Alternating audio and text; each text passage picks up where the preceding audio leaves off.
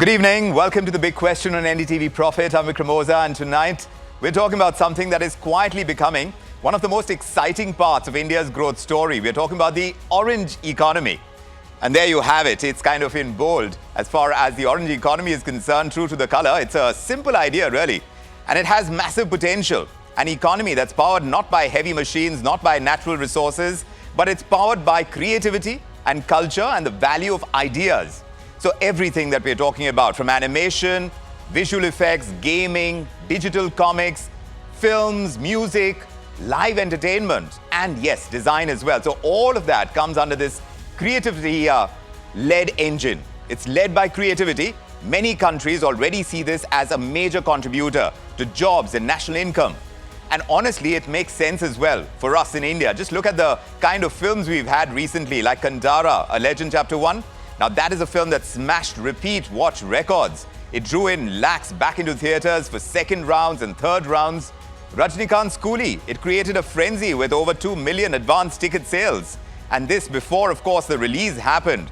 And then, remember Dhurandhar? Storming the box office, becoming one of the biggest blockbusters that we've seen, crossing that 1,000 crore worldwide mark and proving that Indian audiences are hungry, and really hungry at that, for the big original kind of storytelling. So yes, not just the cinemas. If you look at beyond our films, the concert scene, that has exploded. India has hosted more than 34,000 live events. This has happened over a year's time. Fans have traveled across cities. They're turning weekends into these nationwide festival circuits, and they're giving the hotels, the restaurants, the local businesses a massive lift. Live entertainment has literally become a movement. So when the government talks about this, and this has happened for the first time, recognizing the orange economy as a core growth pillar in the union budget, this happened. It wasn't, of course, a symbolic nod. It was a bet. It's a bet on reality as we see it right now. From creating content creator labs in 15,000 schools and 500 colleges, then to launching a new National Institute of Design, NID, and this in Eastern India. So the message that's coming through is that India wants to build a creative workforce, and it's building it for the future. The upcoming Create in India mission, that is aiming to take this one step ahead, positioning India not just as the world's creative back office, but as a global powerhouse for original content, for design, for storytelling, for intellectual property. And the timing could not be better. India already has one of the world's largest media and entertainment markets. It supports more than 10 million livelihoods. It's seen exploding demand. And this is for digital content that I'm talking about, for the immersive kind of media, for experiential entertainment. And then add to all of that the rise of all these concerts we're talking about, the live events, the number of digital creators we have. So when you put all of it together, you have this high multiplier industry. It can power jobs, it can power tourism and urban services, all of it in a way that few sectors actually can, which is why tonight we're asking this big question. As we're seeing creativity really take center stage right now, how much potential does it have to power India's growth story? While we're talking about a Viksit Bharat, what role can the orange economy play, and how can we raise our content quality that is going to be acceptable globally? That's an important question to ask to our panelists. Let me introduce you to our panel. Joining us today, of course, we have Varun Menon joining us. He is, Varun Menon, of course, is a filmmaker, and he brings in the creator's perspective from the heart of the industry. Good to have you with us, Varun. Dr. Chakravarti is also with us. He's Dean of the School of Design Innovation at Mahindra University. Indeed, joining them is Manesh Swami, co-founder of First AI Consultancy Services and Binge Happy Creative Media. And rounding off this panel, Ashish Ferwani, leader for the media and entertainment sector for the company that he represents, EY India. It's great to have you all with us. And right on top, of course, how can we forget introducing Vineet Khungar, the co-founder of Indie Visual. Gentlemen, such a pleasure to have you all joining us on The Big Question today. Just before we begin, let me say that feel free to jump in at any point if you want to argue or counter or add to someone else's point. Just raise your hand and I'll bring you right in. And let me begin by this first round of questions, just to understand your position up front. So if you can keep the responses short in this round, it'll be great. Vineet, let me begin with you. You work at the heart of visual storytelling and creative tech with Indie Visual. Just based on what you're seeing, from the explosion of animation and gaming and visual effects to India now becoming this major outsourcing base for global studios, do you believe that India is finally ready to move from being this service provider to becoming a creator of original, global quality content? What's your read on the opportunity? Well, absolutely. I fully agree, and I love the framing that you put in the intro. I think a lot of people, when they think creator economy, they think just influencers. Yes. Again, that's a huge part of it. But there's so much more. There's animation, there is contribution to global movies. I mean, how many of us have sat through the Avengers credits, not for the post-credit scene, but because one cousin or a friend was in the animation pipeline there, right? So there's so much happening, and I'm always in favor of investing in the creator ecosystem, in the creative ecosystem. Soft power is great, art is great, culture is great, and the business that can result from it is fantastic for India. And the opportunity is great. Varun, you agree? You're a filmmaker who's seen firsthand how audience tastes are changing. Now with the massive hits we are talking about, the repeat watch frenzies we are now witnessing, there is a booming live entertainment scene as well. So from where you stand creatively, do you think India has the storytelling, confidence, the cultural depth to turn this creativity into this serious economic force for the future? I think India has always been a creative force, and we've always been a land of myths and stories, and we've always been storytellers to the world, right, from Ruskin Bond going forward. But now with the government supporting this push and you're kind of making it a stream way where things can move smoothly, I feel it's going to be a great push for the Indian industry, for the creative industry, and for the media industry altogether. What's your think on this? You straddle both tech and creative worlds, from the AI-driven consultancy to content and media. So with artificial intelligence, and there is the virtual production, there is the immersive media, low-cost digital tools which are reshaping how content is actually getting made. You think technology is India's biggest accelerator in this orange economy, or is the hype running ahead of the real-world capability? No, I think the technology is what's going to take us forward, because whatever that we have had in our history, I think technology is one thing that will make us level with the world. We'll be able to stand with the world, and we'll be able to create world level content, which is really important because India is very capable to do that. Yeah, Chakravarti, yes, absolutely. Just taking away from that, as someone who's leading the design innovation at Mahindra University, you're there at the intersection of education and creativity and industry demand. With the government now planning creator labs across thousands of schools and colleges, you see a big shift in India's design and creative talent pipeline. Are we actually preparing students for the kind of jobs that this orange economy is promising? Yeah, in fact, we've been working on this already for the last 5 years, where we have been training school teachers in design thinking and creativity. Further to what Varun was saying, we also have this wonderful technology, which is the internet-based mobile phony, which is really giving us phenomenal amount of access as well as reach. So all these are really very, very supportive. And on top of it, it is just not the government schools or the colleges. It is also all the private sector, the multiple coaching institutes, as well as the universities which have come up, which is a huge boom in our design education paradigm now. And I'm seeing this happening. I've been teaching 30 years in IIT, and now I've been the founding dean at the School of Design Innovation. So now we are saying that we no longer need to teach just the just the storytelling aspect. We need to also take the storytelling to the market. Yes. The focus is that.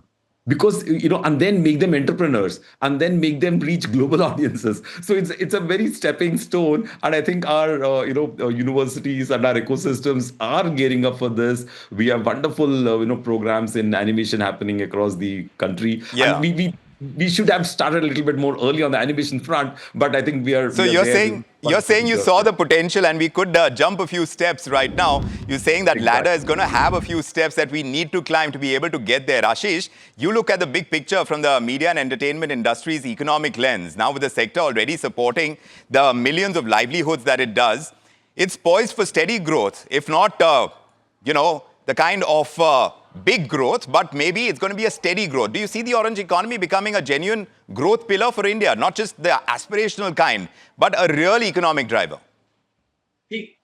Typically when you look at the Indian media industry, it grows at 1.5 times the GDP. So there's already a bit of a multiplier effect that comes out there.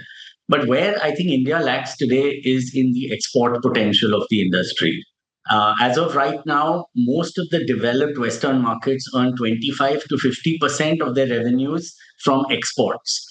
In India, media is just 5 to 7% of revenue for export. So I think all the initiatives that we are hearing about where the government is stepping in on education and talent creation, I think those are extremely important if we want to increase that 5 7% export to a much larger number. So, I mean, to kind of see that kind of growth in the years to come is going to be an important piece. Right now, that's exactly where we stand. The potential is all there. Ashish, from the ground reality, is the orange economy already this real growth engine? Or is it still this promising narrative that is waiting for proof of some kind? In plain terms, where is the money being made today? And what is still just hype on jobs, on revenues, on exports? Where are we drawing the balance at this stage? So I think there are some pluses and some minuses. I think on the plus side, our GCC capabilities, our back office, behind the camera capabilities on content workflows, on animation, and even on game development to a certain extent, I think we're doing pretty well out there. But are we doing the real cutting edge, top end content? Are we creating AI IPs that will drive more and more demand for India services? I think that's where we need to really put in our investments over the next decade or so, because that is what will really differentiate India from the rest of the world. How much tech IP do we have on AI and on content and on audio? Much can we build, Vineet, on what we already have? We have long been seen as this back-end studio for the world's animation and visual effects work. What is it going to take for studios to own the front end now, to create and monetize original Indian intellectual property that is going to travel globally? We need structure. Absolutely, we need a lot of structure, and education will absolutely help. Look, we work with fantastic creators in Delhi, Bombay for sure, but also Bulandshahr, Kochi, Beawar, Srinagar, all across India. There's fantastic creative talent. It needs discipline, it needs structure, it needs entry into the formal education ecosystem. So that provides a nice pipeline for studios. But also, yeah, creating global IP can absolutely happen from India. The risk capital is very necessary for that. See, media is a very risky business. And given our economy, the more we can support people to take these risks, that's where the IP comes from. Right. But what about funding? What about talent? You did mention, but the distribution muscle that is required. What could flip the switch the fastest, you say? I mean, that's what we're also trying to work towards as my startup. This is absolutely not a pitch here, but we are trying to bring that structure so that global companies can actually work with Indian talent without facing that huge gap in between. Structure is necessary. Creative companies have to grow. But again, there's a lot of investment required. There's a lot of risk appetite required. Yeah. Varun, as a filmmaker, do you feel India's stories are travel ready for the world without losing any of the local flavor? If you can give us a quick, straight take, do we risk chasing scale and that visual spectacle while we are under-investing, I should say, in our writers, in building that sustainable ecosystem? Because I want to know what you think about our scripts and their quality. We need to improve them across the board, wouldn't you say? I kind of agree. And the major part of any development plan, as I see it, has to come from skill development. So there has to be like a major impetus at skill development. And I feel that has to even get integrated industry standard. And then there has to be a clear retention system. Because right now we've got a lot of script, we've got a lot of writers, we've got a lot of musicians who are doing great work, fantabulous work, but they're not getting channels, they're not getting, they're not getting platforms to showcase that talent. I think India has to be very careful on this note because India is the most populous country right now. We have got resources and we are the biggest resource. So we got to use ourselves a little bit more appropriately outside. Fair enough, Varun. I know we'll have to let you go at this point, but thank you very much for your very important inputs. But let me come to Dr. Chakravarti on this. We are hearing about these... Thank you for having me. Thanks, Varun. We're hearing about these creator labs in schools and colleges, and there is that bigger push on design education as well. But what would you say is the fundamental skill gap right now, which stops the students from becoming job ready or even to be creator ready? Yes, we are creating a lot of content, but quality content that travels the world. If you had to choose between proficiency in software and problem solving when it comes to design thinking, what do you think India is prioritizing right now and what should we do instead? In fact, we luckily there are a lot of manpower and students and available who are really ready for this creative leap. Unfortunately, it is our ecosystem and parental pressure and those type of things which are not letting them do what they're going to do. But now I'm seeing this great change, thanks to our the budget and everything.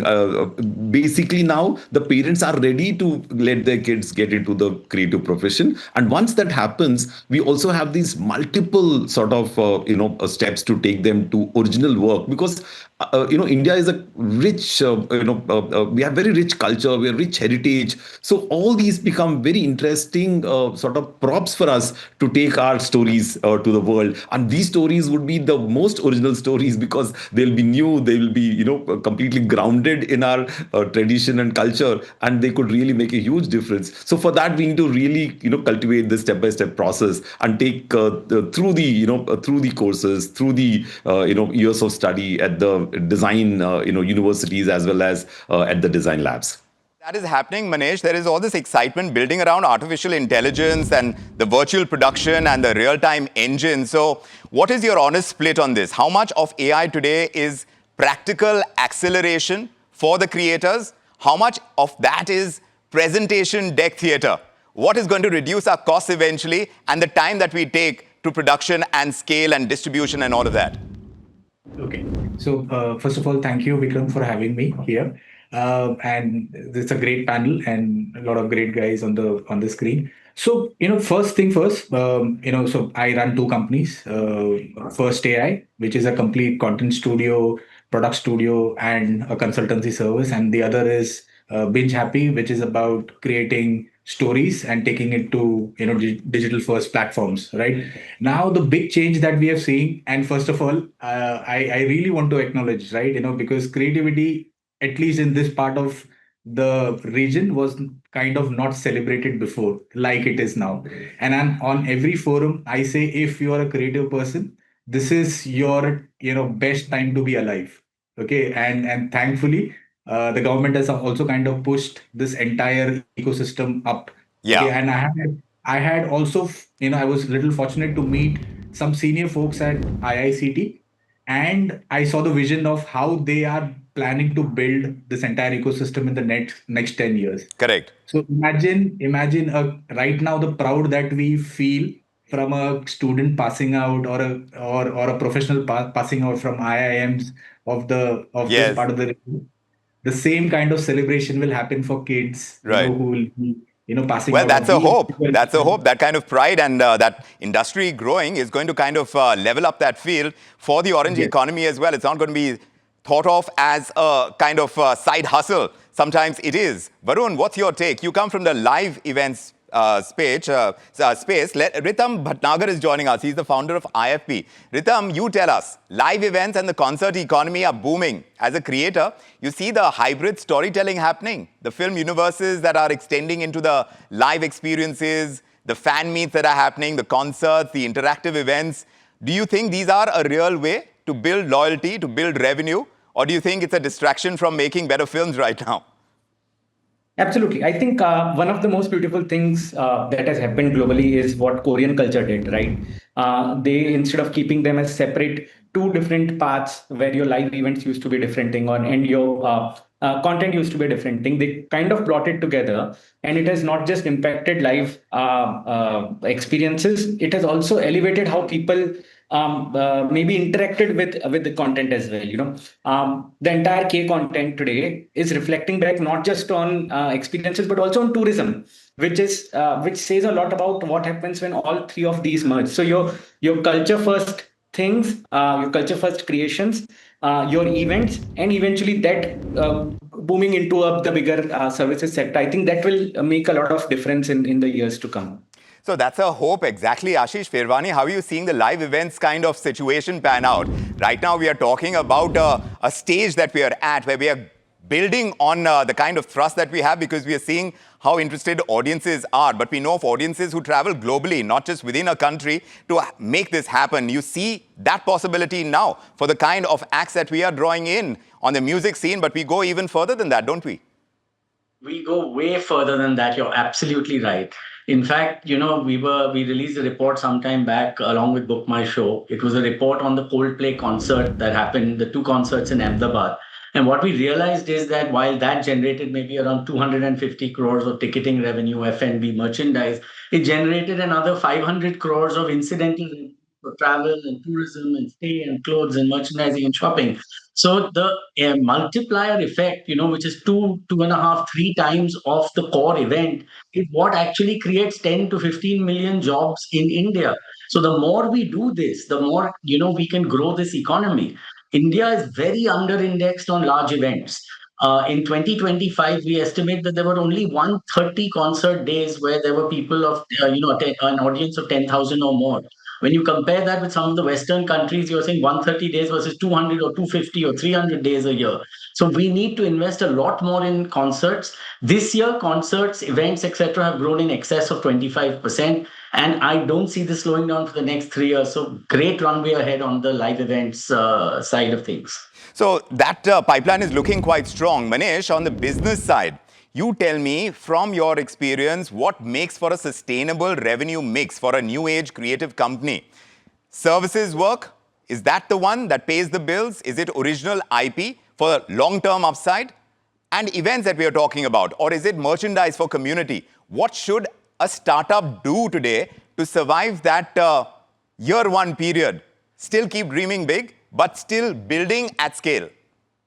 So, okay, great question, Vikram. So, the first thing that has changed in the last few years, typically, if you want to kind of become a creator, and when I'm saying the creator, I'm not talking about influencer, I'm saying somebody who wants to create stories, right, in different platforms.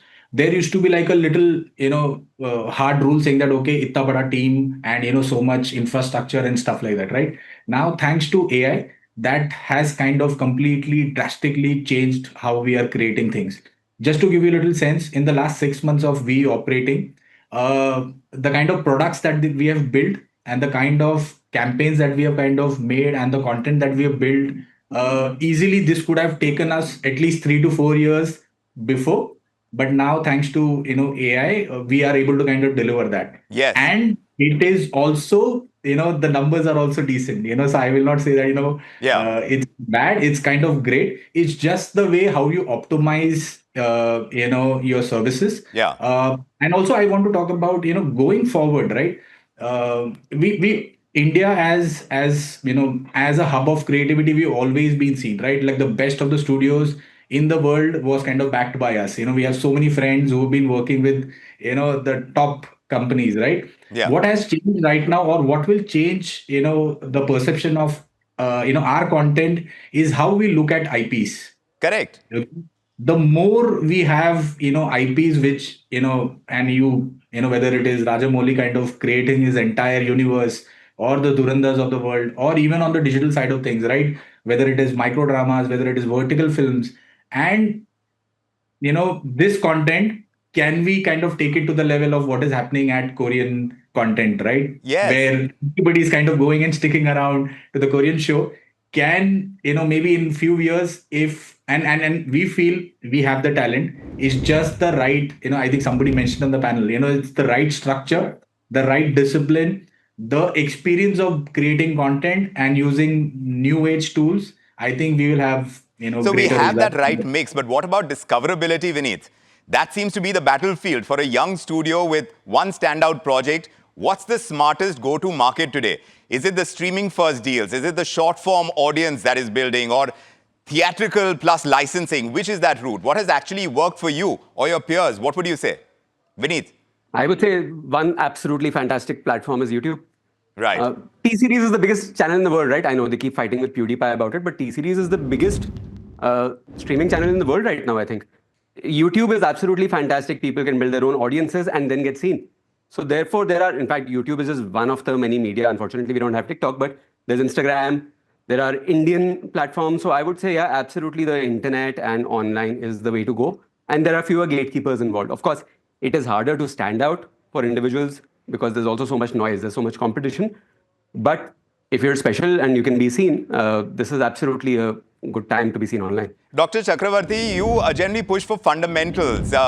And there is this championing of tools that speed things up. But for a 19-year-old creator, the best investment today? A year of mastering craft or 6 months of building a portfolio with AI and real-time tools? Tell us as an audience one clear path that you think would work and tell us why exactly. So what we are thinking is that where the students actually start with small projects, then they go to a little bit advanced projects, but every project has to be real. They start with reels in Instagram, they start with YouTube videos, then they start with little bit larger documentaries. So we have this wonderful path of learning while doing and actually taking it to market too. So that's the what we are saying is we have to be entrepreneurial, we have to get our IPs right, we have to create a team. You just can't be alone. You have to have a team of people to get your act together. And thanks to our entrepreneurial system today, you can get good funding, you can bring that funding in, and then create your pipeline, create your partners, and take the things to market. Well, it's quite clear that creativity is not just color, it's not just culture. It is actually now becoming currency, and India has a real shot at turning that currency into serious economic muscle. We have to get all the moving pieces together and take it a few notches up, and very quickly. A big thank you to my guests for joining us with their insights, their candor, the spirited debate that we are having about this. Indeed, my guests today, Varun Menon, Dr. Chakravarti, Vineet Khungar, Manesh Swami, Ashish Ferwani, and Ritam Bhatnagar. Many thanks for joining us on this debate. Of course, we'll be talking plenty about different aspects of the orange economy, not least of which is going to be live events. There are exciting times ahead of us, and we'll be tracking that very closely. Thanks for joining us this evening. And that about wraps it up on this edition of The Big Question. Yes, orange economy, exciting times already. Now, how do we scale up is the question. How do we make it grow for an economy that's hoping to be Viksit very, very quickly? How much of a role is the orange economy going to play? We'll be tracking that space very closely. But for the moment, I'm Vikram Oza from me and the team on The Big Question. Good evening.